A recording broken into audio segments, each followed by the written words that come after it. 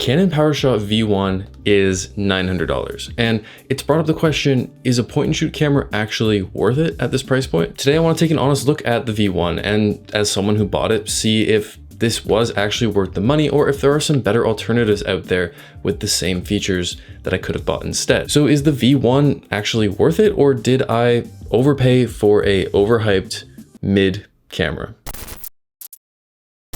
The simplest way to figure out if the V1 is overpriced is to look at the specs and features that it offers and see if we can find something with comparable specs and features at a lower price. So here are some of the most important specs of the V1. It has a 22 megapixel sensor that can shoot 4K 30 uncropped or 4K 60, but with a 1.4 times crop, and it can shoot 10-bit 422 C-Log3 with no record limit. It has a 1.4-inch sensor that is similar in size to that of a Micro Four Thirds sensor, although there is a 2:3 aspect ratio instead of a 4:3 aspect ratio. But it's a similar size to a sensor found in something like the Lumix GH5, which is actually pretty big for a camera of this size. A larger sensor means sharper images, more depth of field, and better noise performance. A couple other cool features: the V1 has the same dual pixel autofocus as the higher end R series cameras from Canon, so it's super fast. It also has a 3-stop ND filter built into it. And the last notable thing we need to talk about is the form factor, because that's kind of the whole point of a camera like this. It's a point and shoot style form factor with a fixed, non-interchangeable 16 to 50 millimeter f2.8 to 4.5 variable aperture lens. With all of that in mind, let's look at some alternative point and shoots and see how the V1 stacks up in specs and price. There aren't many cameras on the market that offer the exact specs in this camera, but we can get pretty close. Possibly the best contender out there is the Sony RX100 VII. This is a point and shoot from Sony, extremely popular for vlogging. It has the full frame equivalent of a 24 to 200 millimeter lens. If vlogging is your thing, personally, I find 24 millimeters too zoomed in for vlogging. That's the focal length I'm at right now. But that 200 millimeter reach is nice. It's got a slightly smaller 1-inch sensor, but it can shoot in S-Log2 and S-Log3, which is really cool. This camera has the closest specs I could find that match the V1. So how much is it? Currently $1,700 on B&H. Almost double the price. And also it's on back order right now. All right, so what if you want something cheaper than the V1? Well, you can get the Canon G7X Mark III or the Canon PowerShot SX740 HS, which are kind of the whole inspiration for the V1. They're $800 and $479 respectively. The G7X has a 24 to 100 millimeter lens, and the SX740 has a crazy 24 to 960 millimeter lens. Some of these point and shoots have extreme telephoto capabilities, but I want you to keep this in mind when you see that. This is usually the result of the sensor being very small. The larger the crop factor, the easier it is to make a lens more telephoto, and is partly why the V1 can only go up to 50 millimeters. But it's also why the V1 is probably the widest angle point and shoot camera you can find at 16 millimeters.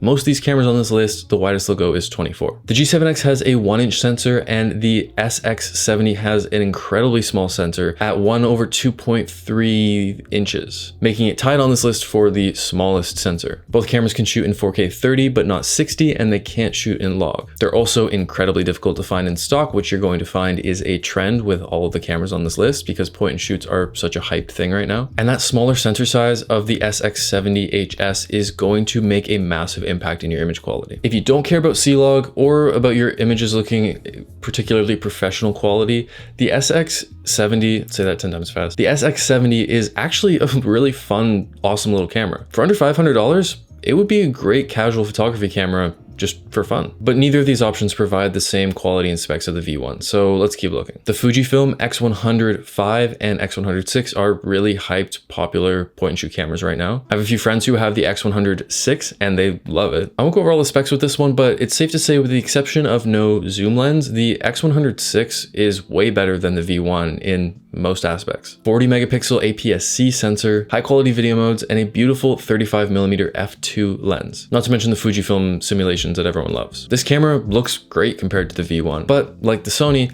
it is almost double the price at $1,600. And that's if you can even find it at retail price, because again, this camera is out of stock almost everywhere and people are reselling it at a much higher value. The X100 VI would be an awesome camera, but it's definitely not making the V1 look overpriced. The last point and shoot I want to look at is the Lumix ZS99. It came out earlier this year and has some really good specs. It's the cheapest, relatively newly released point and shoot camera that I could find, coming in at about $700. It has a 24 to 720 millimeter lens, and it can shoot up to 4K 30, but it has some serious limitations. Remember what I said about extreme telephoto and point and shoots?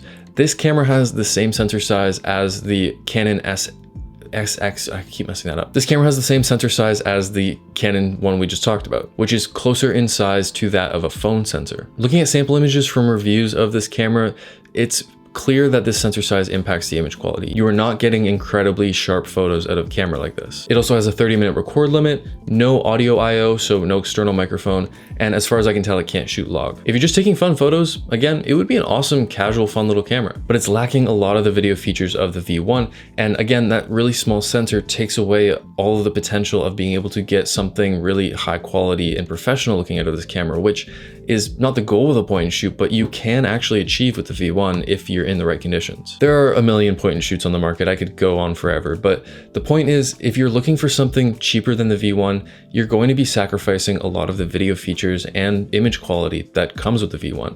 And if you want something with comparable specs to the V1, you're going to be paying a lot more for it. And also, all of these cameras right now on B&H at least are either on back order or are completely out of stock, except for the V1. And because of the hype around point and shoots right now, used cameras like the G7X on Marketplace or whatever are selling for a highly inflated price that I just honestly wouldn't want to pay, because you're getting very close to the price of the V1, but the camera is used and it's significantly older. As far as I can tell in my somewhat extensive research, the V1 beats out all other point and shoots at its price point. And if you want something that can match the V1, you're looking at spending a minimum of $500 to $600 more than what the V1 costs. But if I have missed a point and shoot that stacks up, because there are a lot to look at, let me know in the comments. I would love to take a look. All right, but what if form factor isn't a deal breaker for you? What if you want a camera that's comparable, but it doesn't have to be in this point and shoot size? What can we do with an interchangeable lens camera? Well, if you want the video features of the V1 and it's not really within your price range, this is actually what I'd recommend. You can very easily beat out the specs of the V1 with an entry-level mirrorless camera and a entry-level prime lens. Direct comparisons here get a little bit tricky because we have to factor in the cost of the lens, but even just look at the R50V, which released alongside the V1. It comes in at $650, has a larger APS-C sensor, and most importantly, has an interchangeable lens, so it can grow with you, and you can put really high quality glass on this camera that will blow the V1 out of the water. Not to mention the vast amount of used DSLRs and mirrorless cameras on the market that you could buy for a lot cheaper than $900 that would definitely beat the V1. If you're purely looking to beat the cost to performance ratio of the V1 and you don't care about the form factor, a used mirrorless or DSLR camera or something entry level like the R50V will absolutely do that for you. But then you're losing out on the main selling point of this camera, which is the form factor. If you don't care about that and all you want is a budget-friendly, high-quality starter camera, the V1's not a good choice. And you can be happy with pretty much any entry-level modern mirrorless camera and a 50mm f1.8 lens. I promise when I started planning this video, I didn't intend or want to make a video just glazing the V1. The original reason I decided on this concept for a video is because I was looking at the comments on my own videos and comments on the reviews of this camera on other people's channels, and I was noticing a lot of the same sentiment of people saying it's not worth it for $900. It's just too much money for what you're getting. And comments along the lines of, I'd rather buy a Lumix S9 or something like that, which is a much more expensive camera than this. And if you're a little annoyed of the results of this video, I don't really blame you. I was sure I was going to find at least one alternative that I could comfortably say, yeah, I would buy this instead of the V1, easy. The RX100 VII is probably the closest thing that I could see myself buying. That looks like a fantastic camera. I haven't used it personally, but it looks like a great camera, and I would probably get the same kind of quality and the same results out of it as I would the V1. But right now it's an extra $800 on top of what you would pay for the V1 to get that. And personally for me, that is entering the not worth it territory. But if there is such a camera out there that I missed that definitely beats the V1 for the same price, please let me know in the comments. I'd be happy to check out some more point and shoots and kind of do a little more research on this. But before you go and comment what camera would be better than this one, keep in mind, we're aiming for that $900 price point. If you're going to suggest a camera that's $1,500 or higher, I think if people are looking in the sub $1,000 range, they're not going to make that big of a jump for something that's better. And also keep in mind the specs of this camera. We're looking for something that can do 4K 60 in log with no record limit and a 1.4 inch sensor or comparable. So if you know of a camera out there that has those comparable specs and a comparable price point, please let me know in the comments. I couldn't find one, but it's possible that there is one out there and I just didn't do enough research. I would honestly be happy to be corrected about this, so let me know. So look, Canon cameras are far from perfect and the V1 is no exception. $900 is a lot for a point and shoot. And if you don't feel like this camera makes sense for you at the price point, I don't blame you. But unfortunately, as we've looked at today, that's just where the market is right now. If you want a camera in this form factor with these specs, that's kind of what it costs. There aren't really a lot of other great alternatives out there for cheaper, unless you're willing to sacrifice some of the features. And maybe you are. In that case, you'll probably be really happy with an older point and shoot. But this is a premium point and shoot camera right now, for whatever that means. And you get high quality photos and videos out of this camera while it's still being in this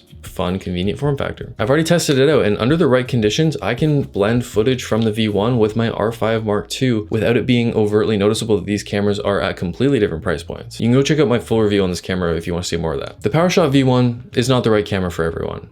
And that's okay. If you want a camera that can do a lot in a small form factor and you're willing to pay for it, this camera is going to be a fun choice. And personally, I have no buyer's remorse. I'm going to continue to shoot with the V1. I'm going to be using it in a lot of my upcoming YouTube videos and shorts and content creation stuff in general.